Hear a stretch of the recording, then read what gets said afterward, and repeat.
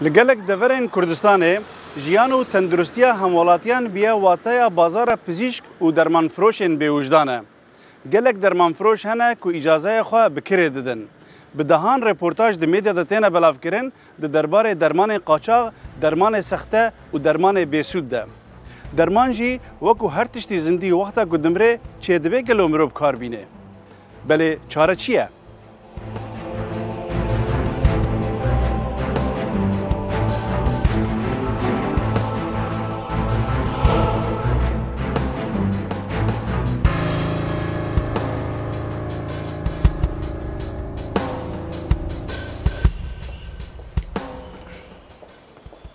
کاورن ام هفره تماشای سیستم ولاتن خودی ازمونا دور و دریج د درمان فروشی دا بکن.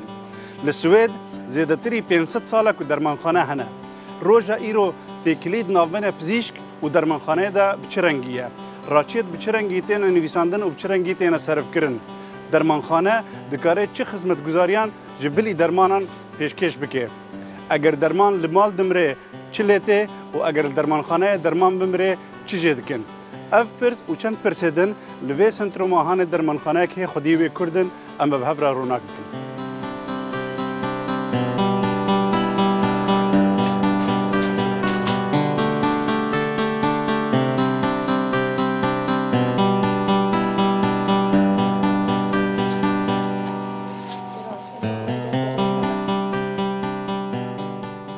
پشتی که مونوپولا سویده لسر درمان فروشی نما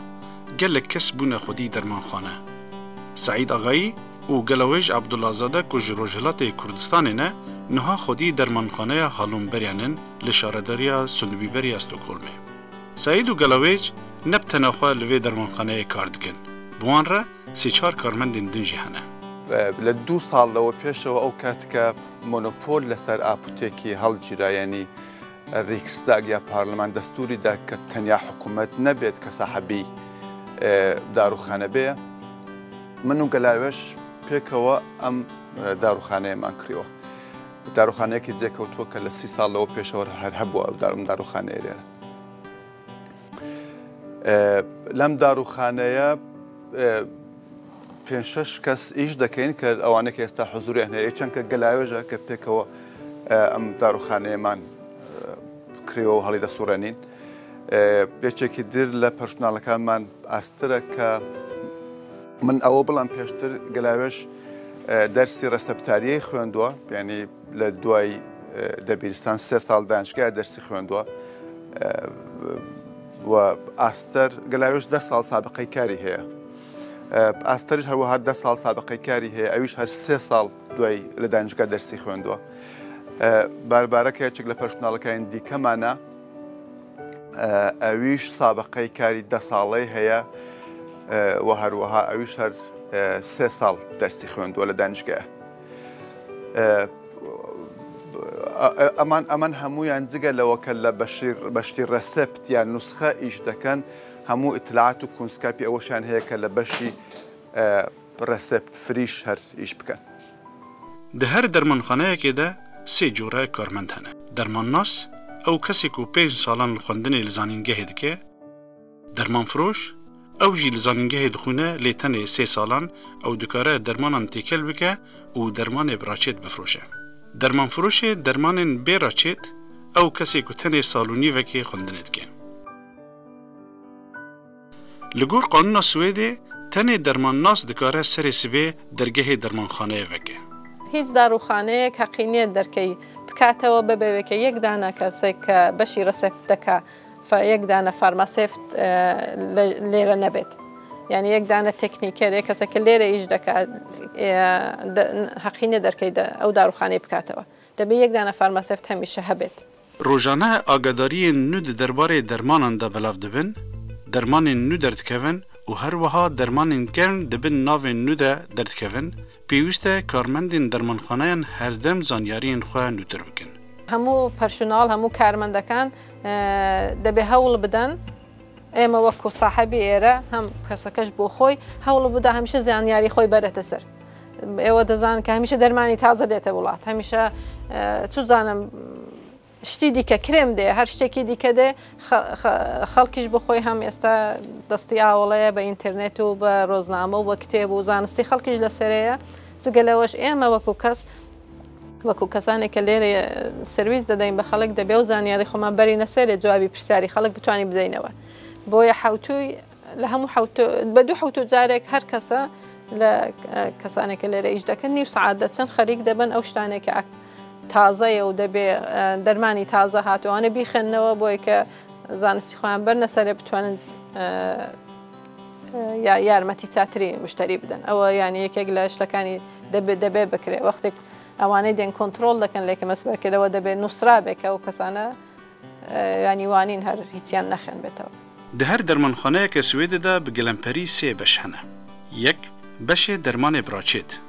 Di hindir vî beşî de ji bilî dermanên di qutikê xwe de cihê têkelkirina dermanan heye, sarincok ang û selece hene ewên ku taybet ji bo parastina dermananin û qaseya dermanên parastina taybet heye. ئێمە لەو داڕوخانەمان لەوانەیە بینی 2500 تا 3000 دەرمانی جۆرا و جۆرمان هەیە لە زەختی ڕابگرە لە بۆ کۆلسترۆلی هەموو دەرمانێک بۆی کە بتوانین بە یارمەتی سیستمی داتاکەمان زوو بیبینینەوە مشتری مەحتەل نەبێت تەرتیبێکدان دراوە لەوێ مەسەڵەن ئەو دەرمانە نێوی لۆراتادین دەرمانی بۆ ئالێرگیا ئەمە لە داتاکەمان نووسیمانە کە لەو کۆمۆدەی لەو لۆدایەدا لە ژمارە سێ نێویان هەیە هەمووی ئەوانە نێوان هەیە بە ئەو بێ و سێ دەست پێ دەکەن هەر کامە ژمارەیەکیان هەیە دەڵم لە ژمارەی 25دا ئەمنەو دەرمانم هەیە لە داتاکە کاغەزێک وەردەگرم دێتە دەرێ کە ئەمنەو ژمارەیە دەسم لێرە بە پەلە دەیبینمەوە بۆ مشتری دەیدەمێ ئەوانە بەشی بەڕاچێت بوو هێندێکی دیکەشمان هەیە دەرمانی تایبەتی خەوە دەرمانی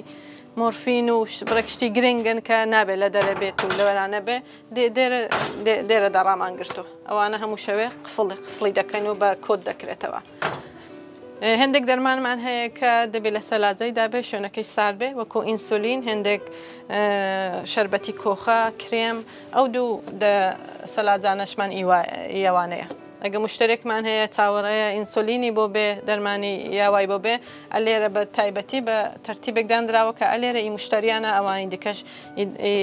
داڕوخانەیە دەیان فرۆشین بۆیە هەموو شتێک نەزم و تەرتیبی هەیە بۆی کە بە چاکی ببیندرێتەوە تێکەڵ پێکەڵ نەبێ و دوتانی دوای کۆنتترۆلیکەی جگایەکی دیکەشمانەوەیە کە مشتری دەڵێن نەگە دەرمانەکەی نەبوو بۆی بەسەل دەکەین بە ئینتەرنێت و بەداتاکەی خۆمان ئەلێرە هەر کامە بە نێوی خۆیان لە ئایرا دەست پێ دەکا کەسێک نێوی ئەمینیە کەسێک نێوی بەهرامە لێرە دای دەنێن بۆ کە هەر بتوانین ئەگە مشتێکە هات دەرمانەکەی دەڵین ڕۆژی دوایەوەرە دێن هەڵی دەگرین و دەیدێنن لێرە حازر و ئامادەیە بۆ مشتێکە شوێنێکی دیکەشمان هەیە کە دەرمانی ئی منداڵ کە پەنسلین و شت وەردەگرن دەبێ دەگەڵ ئاو تێکەڵی کەی دوای بیدەی بە مشتری دەرمانەکە حازر نییە بە شێوەی حازر نییە بۆ خۆی بە سوورەتی پودرە پولڤێرە دە شوشەیەکدایە دەتوانم یەکدانی بێنم پێتان نیشاندەم ئەو دەرمانانەوان هەیە کە زۆرتر بۆ منداڵە پەنسیلین و ئەنتیبیۆتیکە هەموو داڕوخانەیەکەم واپۆتێکی دەبێت ئەو شوێنەی بە جیاواز هەبێ ئاوی لێ نزیک بێ دەبێ ئاوی تایبەتی ئاوی مقەتەری ئاوی سترێلی هەبێ ئەگەر نەخۆش هاتە ئێرە تۆ ناتوانانی تێکەڵت کرد بێ دەبێ ئەگەر نەخۆشەکە هاتێرە بۆی تێکەڵ دەکەی لەسەری نووسراوە مەسەڵەن ئەوە 148 میلیلیتری ئاو بۆ تێدەکەی ئاوی بۆ تێدەکەی دەیدەی بە مشتری بۆیە ئەو قسمەتەشمان هەر دەبێ بە جیاواز بێ دەبێ خاوێن بێ ستریل بێ هەر کەس کە فارماسێک کە دەیداتێ دەبێت دەستکەشی دەستیکە دەستکەشی خاوێن دەستی پشووە ئەندازەی دەگرێ و دەیانووسێ ئەگە ئەو ئی منداڵان بڕێکمە لە سوی تایبەتی ترە زۆرتر کۆنتترۆل بەسەردا هەیە ئەوەی کە داومانە ئەوڕە بەو مشتری کاغەزێکی پێوەیە لە کاغەزەکەی دێنین لە دەفتەرێکی دیکە لە پەرمێکی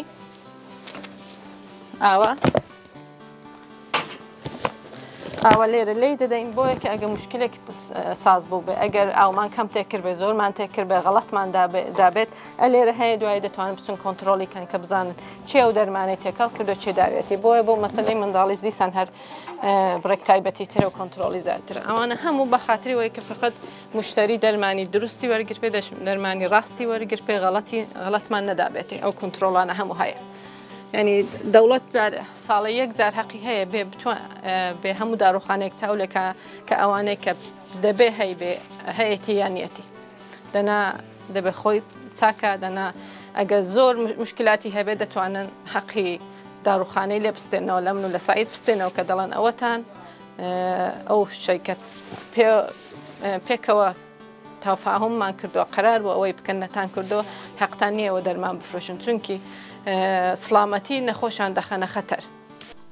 دوو بەشێ دەرمانên بێڕاچێت. ئەف بەشا vekiriye û her kes dikare bixwe dermanan hilbijêre û biçe ser kaseyê bikire. Dermanên di vî beşî de dabeşkirîne li gor coreya dermanan. Dermanê serêşê û janê, dermanê şobê, tayê û kuxkê, dermanê nesaxî û parastina çerm, dermanên çav û guh û bêvilan, dermanê zarokan, vîtamînên cur bi cur û dermanên din. Karmendên vî beşî dikarin nesîhetan duwarê wan dermanan de bidin. Herwiha beşek ji va dermanan li benzînxane û supermarketan tê firotin. Sê, di dermanxaneyan de gelek tiştê din jî têne firotin, hinek ji wan tiştan pêwendiyê bi tenduristiyê re heye, weke sabûn, şampo, macûnê didanan, hinekan jî pêwendiya yekser bi tenduristiyê re nîne, wek dermanên xweciwankirinê, benîşt û ayskریم û gelek tiştên din. ئێمە دەتوانین بۆ خۆمان شتی دیکەش بێن بفرۆشین. مەسەلەن ئێستا ئەمە شتی مەیکاپمان هێناوە خۆ جوانکردنێ ئەوە هەفتووی پێش و بۆمان هات. ینی بۆەوە هیچ پێشگریەکمان لێ ناکەن ئەمە شتی بێنین بۆ خۆمان بفرۆشین. پێویست ناکە هەموو 152 ئاپۆتێکەکە هەموو پێکەوە بڵان ئۆکەی و بیفرۆشین. ئێمە بۆ خۆمان شتێک پێمان وایە لەو منتەقەی لەو گەڕەکەی خەڵک داوا دەکەن ئێستا لێرە لەو سنترۆمە هیچ کەس نییە شتی مەیکاپ و خۆ جوانکردن بفرۆشێ. ئێمە کوتمان شتی چاکە خەڵکی زۆریان پێخۆشە. یاوانەی نینۆکیان سوور و ئانە دەکەن ئەوەشمان هێناوە بۆ خۆمان تایبەتی دای خۆمانە. بەڵام ئەوانە بەبێ نوسخە. Ji bilî va her sê beşan gelek dermanxaneyên Swêdê hinek xizmetguzariyê din jî pêşkêş dikin. Weke pîvana zexta xwînê ango tansiyon, taqîkirina hinek cure hesasî û taqîkirina hinek nexweşiyên çerm. Dermanxaneyê me ke qed lewe pêş nebû ئێمە فشاری خوێنیش ئەنداز دەگرین. یعنی کەسێک کە دەیەوێ بزانێ فشاری خوێنی لەکوێیە دەتوانێت بێ لە دەرمانخانەی ئێمە ئەوە بکە کە لەوە پێش نەبوو مەسەلەن. ئەم ڕۆژانە چاوم دەکرێت ئەو خەڵکانێک کە حساسن بە پێیان دەڵێن ئالەرگیان هەیە ئالەرژی یا حساسن دەتوان بچنە دەرمانخانە و دەرمانخانە لەوێ ئازمایش بن و بزانن کە ئەوان حساسیتەکان بە چ شتێکە. واوێ دەچێت ئەم دەرمانخانە نەقش و ڕۆڵی زۆرتر بنوێنە لە داهاتوودا. ئەوە زۆرتر تێبکۆشێک کە جوابی بەشێکی زۆر لەو نیازانە بداتەوە کە هەتاکو ئێستا شوێنی دیکە کردوێتی. واوێ دەچێت. Nivîsa raçêtên kaxez gelekî kêm bûye. Pizîşk raçêtan di kompûtera xwe de dinivîse û ew raçêt diçe ji hemû dermanxaneyên Swêdê re. û tenê pêwîst e tu nasnameya xwe nîşanî dermanxaneyê bidî û dermanê xwe wergirî. û tu dikarî ji ber kesekî din ve jî raçêtê serf bikî gava ku te wekaletname hebe. سیستمی تازەی دیکەی لێرەشکە ئەلبەتە زۆریش تازە نیە 2-3 ساڵە دامەزراوە کە دکتۆر نوسخەکانی خۆی ڕاچێتەکانی خۆی بە سیستمی داتا دەتوانێت بە هەموو 1200 داروخانێک کە لە سوید هەیە بەڕێکە. یعنی ئەتۆ پێویست ناکە یەک دانە کە قەدیم لە کاغەزدایان نووسی و دەبایە پێت بێ بۆ یە کەپسی دەرمانەکەت وەگری ئەوە پێویست ناکە. هەر دەچی ساڵگەر ڕقەمی میلادی خۆت باز دەکەی دەبێت کارتێک نیشان دەی کارتی هەویە و بشناسنامە یا پاسپۆرتی نیشان دەکە ئەتۆی کە ئەمن نیم مەسەلەن کەس حەقینیە فێڵ بکای دەرمان بۆ کەسێکی دیکە بەرێ دەچی لەوێ بەوی نیشان دەدەی دەتوانێت دەرمانەکەت لە هەر جگایەکی پێت خۆش بێ وەریگری. دەتوانی دەرمانی دایکی خۆت بکڕی بەو شەرتەی دایکیت خۆت ئیجازەی دابێکە وانێکێکی نووسی بێکە ئەتۆ ئیجازەی هەیە کوڕی من دەرمانی من بووم بەرێ. چونکی لێرە هەر لە وڵاتی لە ئەوروپای ئەوە دانراوە کە هەموو کەس هەتا ژن و مرد حەقیان هەیە تۆ نەزانی مردەکەت دەرمانی چ بەکاردێنی یا ژنەکە هەروە ئەگە بەخۆی پێی خۆش نەبێ یان منداڵی من مەسەلەن لە 18 ساڵ سەرەوەترە پێی خۆش نێ بزانێ من دایکی بێم چ دەرمانەگەینەوە حەقی خۆیەتی ئەوە دەوڵەت هەموو ئەو وڵاتە ئۆکەی دەکەن و دەڵێن حەقی خۆیەتی وا بکە بەڵام ئەگە هەویەی خۆی یا کاغەزێک بنووسێکە ئەمن دایکی من برای من یا خزمی من زیرانی من ئەمن ئەو کەسەم و ئەمن نەخۆشیم لە ماڵێم ناتوانم دەرمانەکەم بێنم دێ بۆ داروخانەی دەبێت خۆشین بزانین بۆ خۆی چێە لە داتای دەینووسین لە سیستمی کامپیوتەر دەبێت بزانین ڕۆژێکگە پرسیانەوە ئەو کەسە کوتی ئەو دەرمانە ئەمن نەم کتۆ بۆم بێنە ئەوە غەڵەتتان داوە بتوانم ینی لێپرسینەوە هەمیشە دەبێت ئەو ئیمکانە بۆی هەیە. Ku yek ji dermanên raçêtê li dermanxaneyê tune be, dermanxane di hindir 24 saatan da peyda dike. 24 saat tul dikêşe. Ve 24 saat dermanên tune bûye. Gava ku mirov diçe dermanxaneyê, jimareya sirê werdigire, nasnameya xwe nîşan dide û dermanfiroş şêweyê bikaranîna wî dermanî zelal dike. Kaxezeke taybet li ser her dermanekî dide, navê xwediyê dermên, navê dermanfiroş, çawa bikartê û nirxê dermên li ser nivîsiye. ئەوەی کە دەبێت نێوی کەسەکە و نێوی دەرمانەکە و هەموو شتێکی دێدا هەبێ لەو دەستگایی دێتە دەرێت دەینووسێ بۆمان دەبێ هەموو دەرمان ئەوەش دەرمانی کەسەکەیە هەڵی دەگریت دەبێ لێرە لێدەی چەندەی دەبێ بەکاربێنێ ڕۆژێ نێوی دەرمانەکەی نێوی دکتورەکەی چ داروخانەیەکەوەی چ ئاپۆتێکێکەوەی کردووە ئەو کەسەی کە گوچێندی کردو یارمەتی کردو فارماسێفتەکە ئێستا ئاستێر لێرە بۆ دەبێ ئیوی بێ ئەگە مشکلێک بێتە پێشە دوایی دەزانن کە ئەو برادرە ئاستێر بۆ گەلاوێژ نەبووە یا باربەرانە بۆ کەسێکی دیکە بۆیە کە بتوان هەمیشە دوایی و دوای کەون کە لە چۆ مشکلێک ڕووی داوە شتێک خراپ ڕۆشتە پێشێ دەبێ ئەوانەی هەموو پێوە بێ ئەوە دەبێ هەموو ئاپۆتێکێک لە سوێد هەی بێ نێوی دەرمانەکەی دوایە تاریخەکەی کە ئەوە ئەمە حەقمان نییە دەرمان بفرۆشین کە کەمتر لە 3 مانگ تەمەنی مابێ 3 مانگ دەبێ حتمما هەبێ دەنا حەقت نییە تۆ بیفرۆشی. Hinek cure derman hene ku xwediyê wan pir pîrin yan jî hişê wan kêmin û nayê bîra wan bê rojê çend heban û çend caran dê bixwe, fabrîk ji wan re dermanê wan dabeş dike. اوکی هذا برا ئەمە ئێستا دەرمانمان بۆ هاتۆ هێندێک کەسمان هەیە لە سوید کە پیرن ناتوان دەرمانەکانی خۆیان بۆ خۆیان هەڵگرن و بزانین چه هەیە شوێنێکە نێوی دووسە ئاپۆتێکت ئێستا منەوەی دەکەمەوە پێتان نیشان دەدەم دەرمانەکانیان لە مرکزێک لە شوێنێک بۆیان پۆسەی چکۆلە داوێن ئەوە بەشی حوتویەک دەرمانیان بۆ داناوە ڕۆژی پێنجشەممە ساعات 8 بەیانی ئەو چواردانە دەرمانانەکە ئەوە نێوی کەسەکەی لەسرە چەندە دەبێ پارە بدە ئەوانەش هەموومیشە دەبێت نێوی نەخۆش دیاری بکات و ناتوانێت هەروە شانس بکەین دەرمانەکانیان بۆیان دێرە هاویشتۆ ساعت 8 بەیانی ئەوەی دەردڕێنێ پیرە بخۆی نازانێت دەرمانەکانی چی ئەو چوار دەرمانانی دەبێت 8 بەیانی بخوا ساعت 8 شەوێ دەبێت ئەو دوانە بخوا بۆیان جیاواز کردوتەوە بەشی حوتۆکی دێ دەرمانەکەی لێرە لە ئاپۆتێکی ئێمە دەیبا ئەمە ئەوانە هەموو دەکەینەوە نێوی خوان هەیە لە پشتەوە کە هاتن بە نێوی خوان هەڵی دەگری دایاندەیە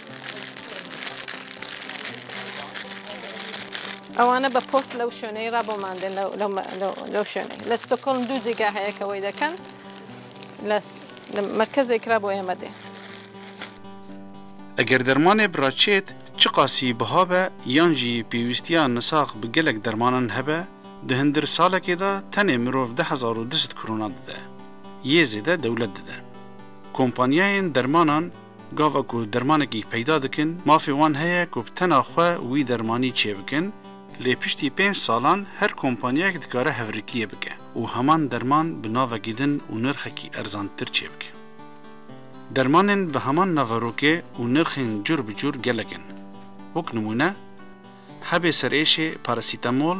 alvidon pamol û panodîl yek naveroke lê nirxa wan newek hebin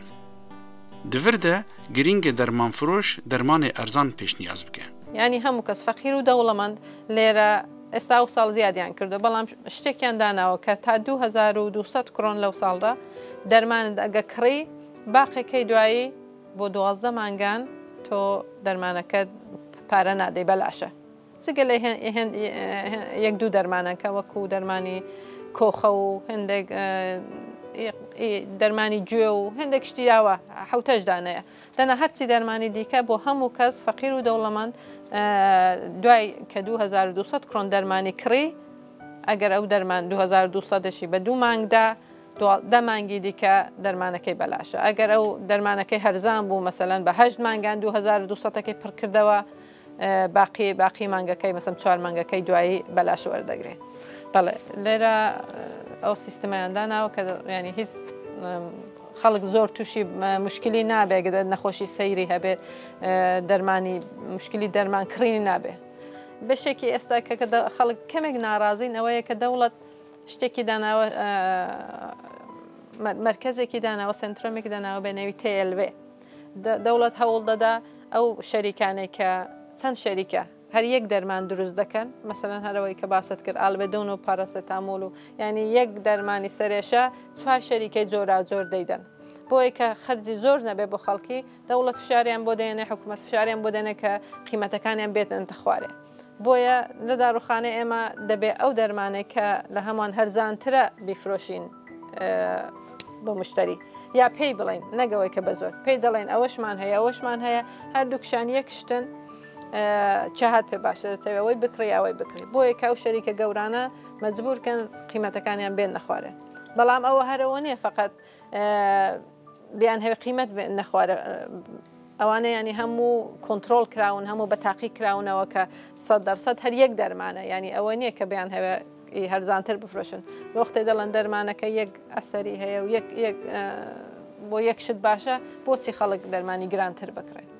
جارنا هەنێک جوورە دەرمان هەنە کول هەڤ ناکن و نابێ بهەڤرە بێنە خوارن ji ber wê jî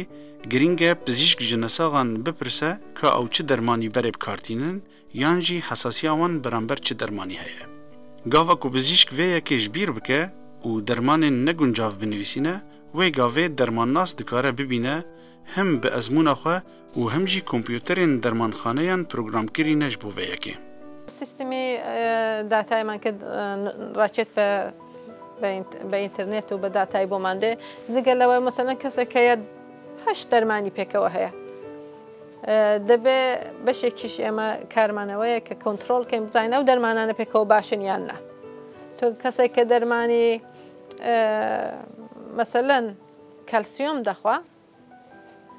دەگەڵ دەرمانێکی کە ئیدیکە هەیە بۆ دەرمان بۆ غودە بەڵێ دەرمانی غودە ئەو دوانە پێکەوە نابێ بخورێ پێکەوە بۆی دەبێ ئینفۆرماخۆم بدەی بە نەخۆشەکە بڵێ کە ئەو دوانە ئێستا کە مەجبوری بیخۆی دەبێت 4 ساعت ڕاوەسی لە بینیاندا بەڵام بازە دەرمانێکش پێکەوە هەر نابێ بخورێ ئەگە هاتو دیتن دکتورێک لە بیری چۆ یا نەیپرسیوە یا نەخۆشە چۆتە دکتورێکی دیکەوی دیکە ئاگای لەوەی نییە ئێمە سیستمێکی داتای زۆر باشمان هەیە کە دەتوانی پسی چاولەکەی ئەو دەرمانە پێکەوە چها پێکەوە دەبێت چها پێکەوە نابێ شتێکەیە کتێبێک وەکو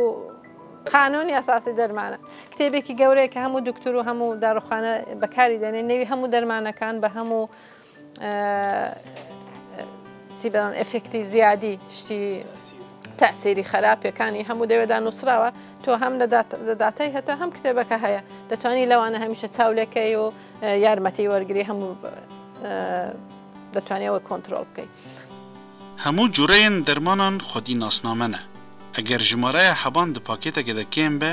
yan jî ku şaştiyeke din hebe mirov dikare diriya nasnameyê re bişopîne. Herwiha dermanên ku dermanxaneyê têne amadekirin di hindir sal û nîvekê de mirov dikare lê vegere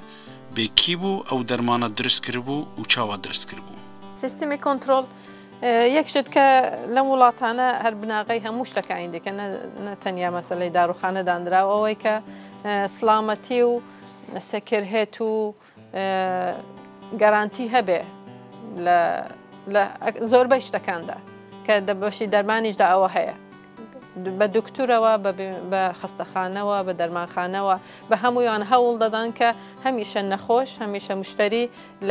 لە سنترۆم بێ لە دەرەجەی ئەوەڵدا بێ ینی تاکی و سلامەتی و هەموو شتێکی وی لە نەزەر بگیرێ دەرەجەی ئەوەڵدا کە دکتۆر بە کەیفی خۆی هەموو دەرمانێک نەنووسێ کە ئەتۆ بڵێ منەوەم پێخۆشە بۆم بنووسە یا لە بۆت بنووسێ یا دەرمانی گران بۆ بنووسێ هەرزان بنووسە دەبێ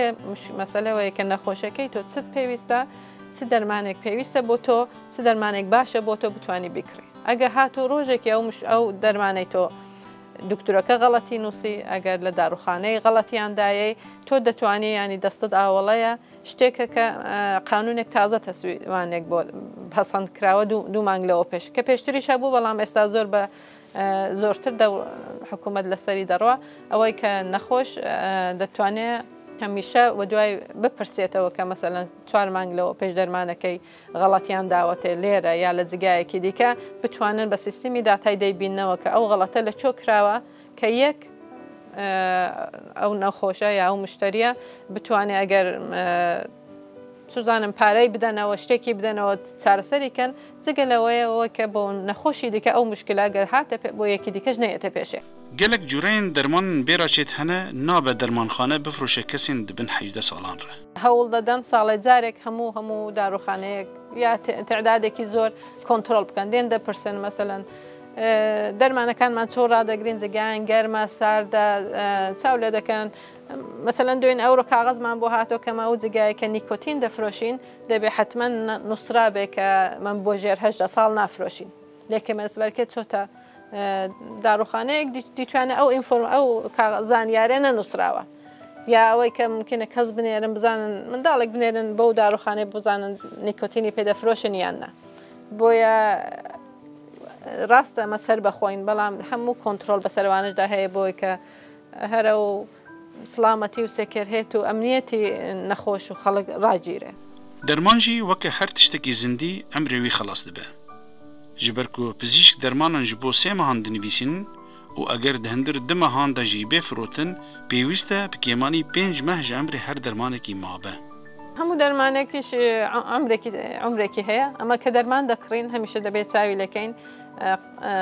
قەراردادمان نووسیوە دەگەڵ و شەریکانەی کە دەرمانیان لێ دەکڕین یا و شەریکانە قەراردادیان هەیە دەگەڵ و شوێنێکە بڵاوی دەکەنەوە کە هەر دەرمانێک بە پێیوە کە تۆ چەندی بەکاردێنی مەسەلەن 100 دانە حەبە 100 دانە حەبێک کە تۆ ڕۆژە یەک دانەی بەکاردێنی بۆ زەختی دەبێ بەشی 3 مانگ دەکە 100 دانە حەب دەبێت 3 مانگ و 2 مانگی زیادی کە من هەمە لێرە ممکنە ئەو ڕۆژێکە بۆ من هادا من نەتوانم بیفرۆشم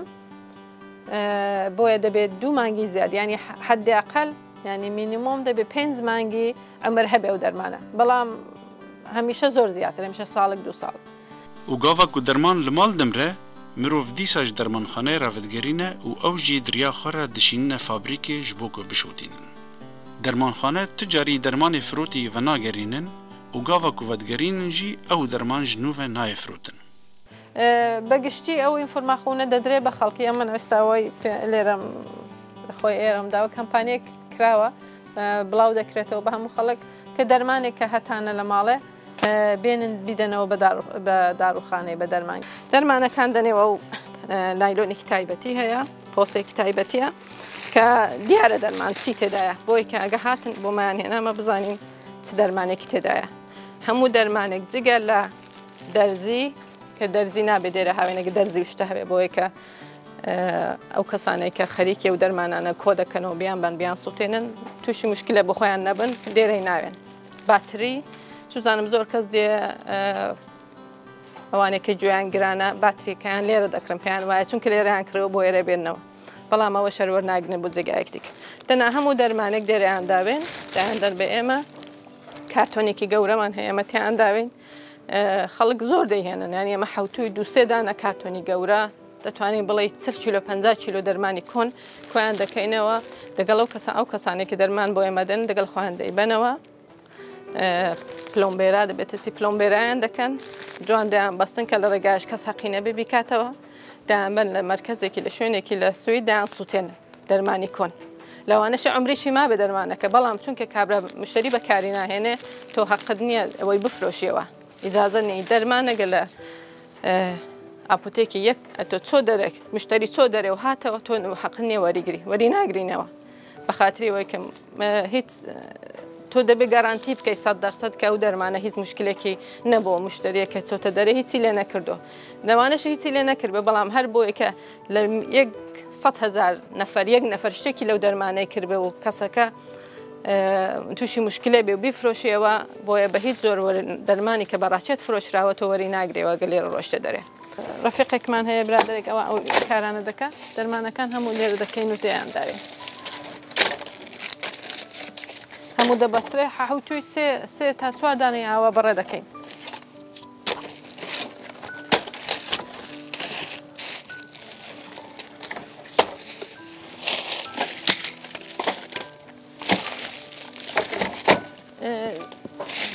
جگە لەو دەرمانانە شتێکی دیکە هەیە ئەوانەی کە ئینسولین و دەرزی شتە بەکاردێنن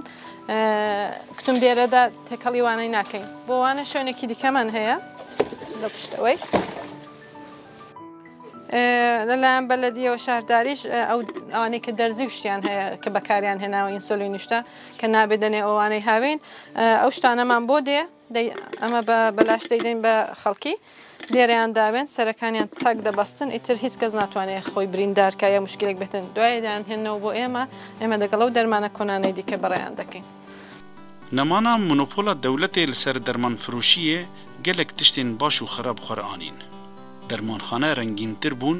xizmetguzarî zêdetir bûn,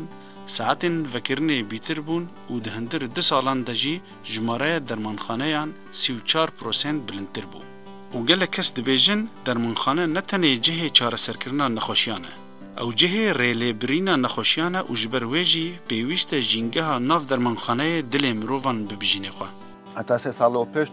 وڵاتی سوێچێک لەو 3 وڵاتی دنیاە بوو کە تێیدا مۆنۆپۆل هەر بەردەوام بوو لەسەر دەرمانخانەکەەوە تەنیا حکوومەت حەقی هەبوو کە ساحەبی دەرمانخانە بێ. دوایێت کە بڕیاردرا کە هەم تاکە کەس خەڵک و هەم شرکەتی گەورە دەتوان ئەوە بکەن. بەڵام ئەو سەردەمە تەسمیم گیرا کە حکوومەت بە تەواوی بێبەش نەبێ یا پاشەکشە نەکالەوەی کە ساحەبی داروخانە بێ دەرمانخانە بێ بەڵکو بەشێکیش لە دەرمانخانەکانی سوێد هەر لە ژێر سەیتەرە و چاوەدەری حکوومەتدا بێ. بۆیە ئەو وەختی ئەو کات 929 دەرمانخانە هەبوو لە سوێدێ کە لەم 329 دەرمانخانەیە 365 دەرمانخانە هەر دەوڵەت بۆ خۆی بەدەستیەوە گرت باقی ئەوان دیکەش کە تقریبەن دەکاتە 600 یا 550 دەرمانخانە لە بینی 3 شرکەتی گەورە و 2 شرکەتی چکۆڵتر دابەش کران. ساعاتی کاری دەرمانخانەکان کەم و ناکافی بوو. یعنی ئەگە ئێستا مقایسەی دەکەی مەسەرەن ئێستا دەڵێن بە نیسبەت ئەو سەردەمە 10 ساعات ئاپوتەکان زۆرتر ئاوڵن. ئەو سەردەم ئاپوتێک بە نسبەت 43 ساعت ئاوڵە بوو هەر داروخانەیە 43 ساعت ئێستا لە هەفتەدا ئاوڵە بوو ئێستا 53 ساعت لە هەفتەدا ئاوڵەیە یعنی زۆرتر لەوە بووە. ئەوڵان مشتری دێجاری وایە 10 دقیقە 20 دقیقە دەوەستێ. یعنی تۆ فکر لە بکەوتێتە جگایە کە نورەکەی وانە ئەنی خەڵک خواخواتی بێت و بڕوە شوێنێک نییە کە تۆ پێت خۆشە بێت تاوێک ڕاوەستی لەوێ دەزان ینی ئەوە بە تایبەت تۆ بتەوێت لە شوێنێک خەڵک ڕابکێشی یعنی خەڵک تەرغیب بن بۆ ئەوەی کەشتی خۆیان وە بینن تۆش ئەو شتانێک کە تۆ پێ دوایشتی مهم من بەشێکی لەوانە بە جوانی و بە نور و بە ئەو شتان دەکرێت کە تۆختێک ئەوان نەبێ خۆ مشکلە ساز دەبێت. برابونا مونوپۆلê re tiştên nebaşî hatin. Yek ji wan ew e ku her derman û her dem li hemû dermanxaneyan peyda nabe. Dermanxane wan dermanên ku zû têne firotin tînin. Nemana monopola dewletê li ser dermanfirûşiyê aliyê wên xerab jî hene. Berê sîstêmeke hevbeş navbera hemû dermanxaneyan de hebû, eger dermanek li dermanxaneyekê tune ba, me re dikarî bû bizanî wel kîjan dermanxane ew dermana peyda dibe. Niha ew sîstêma nema. Ev sîstêma hane başek ku me behs kirî, di şev û rojekê de li welatê me cîbicê nabe. Lê bi her hal parastina tenduristî û jiyana hemalatiyan berpirsiyara dewletê ye.